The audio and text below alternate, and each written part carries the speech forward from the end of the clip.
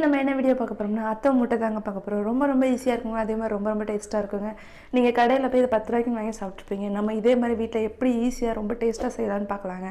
வாங்க வீடியோக்குள்ளே போகலாம். வீடியோக்குள்ளே போகிறதுக்கு முன்னாடி நம்ம சேனல் சப்ஸ்கிரைப் பண்ணுங்கள், மறக்காமல் பெல் ஐக்கானை கிளிக் பண்ணுங்கள். வாங்க வீடியோக்குள்ளே போகலாம். இப்போ வந்து நான் 3 முட்டை எடுத்திருக்கேங்க. இந்த 3 முட்டையை வந்து இப்போ வேக வச்சு எடுத்துக்கலாங்க. இப்போ 3 முட்டையை உடச்சி நல்லா தோல் நீக்கி எடுத்தாச்சுங்க. இந்த பாருங்கள், இந்த மாதிரி எடுத்துக்கோங்க. இப்போ முட்டைக்கு அடுத்து தேவையானதெல்லாம் செஞ்சுக்கலாங்க.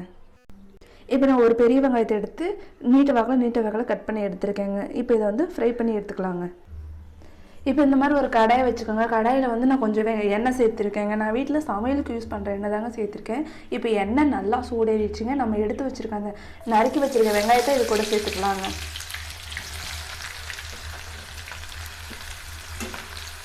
இப்போ அப்படியே இது மெல்லமாக கிண்டி விடுங்க. இது வந்து நல்லா ஃப்ரை ஆகணுங்க. சேர்க்க விட்டு அந்த மாதிரிலாம் எடுக்கிறது இல்லைங்க. நல்லா பொரியணுங்க. இது நல்லா பொரிஞ்சதுக்கப்புறம் தாங்க இது எடுக்கணும். ஆனால் நல்லா பொரியட்டுங்க.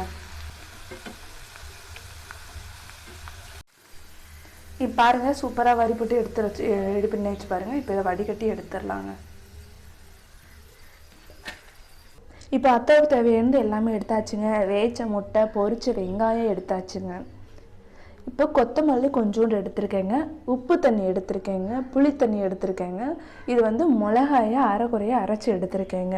இப்போ நம்ம அத்தாவுக்கு தேவையானதெல்லாம் செஞ்சிடலாங்க. இப்போ இந்த மாதிரி முட்டை எடுத்துக்கோங்க. இதை வந்து இப்படி ரொம்பவும் கட் பண்ணிடாதீங்க. இந்த மாதிரி கட் பண்ணுங்க. இந்த மாதிரி கட் பண்ணுறப்ப இந்த மாதிரி தெரியணுங்க. அந்த மாதிரி கட் பண்ணுங்க. இப்போ நம்ம வந்து பொரிச்ச வெங்காயத்தை அதை வச்சிடலாங்க.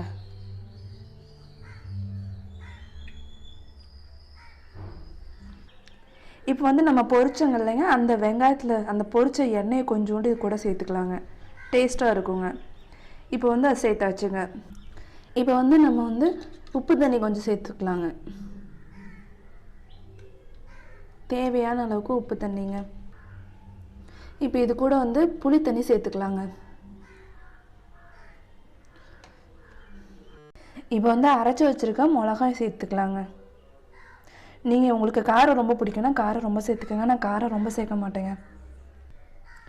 இப்போ இது கூட வந்து கொத்தமல்லி தழை மேலே வச்சுக்கலாங்க.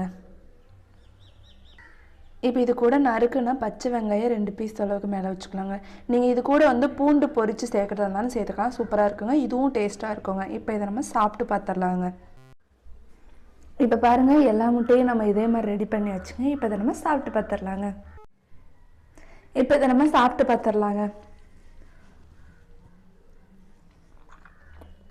ரொம்ப சூப்பராக இருக்குங்க. ரொம்ப டேஸ்ட்டாக இருக்குங்க. அந்த வெங்காயம் பொரிஞ்சது, அந்த மிளகாய் இதெல்லாம் டேஸ்ட்டாக இருக்குங்க. நீங்களும் இதே மாதிரி வீட்டில் ட்ரை பண்ணி பாருங்கள். ட்ரை பண்ணி பார்த்துட்டு எப்படி இருந்துச்சுன்னு கமெண்ட் பண்ணுங்கள்.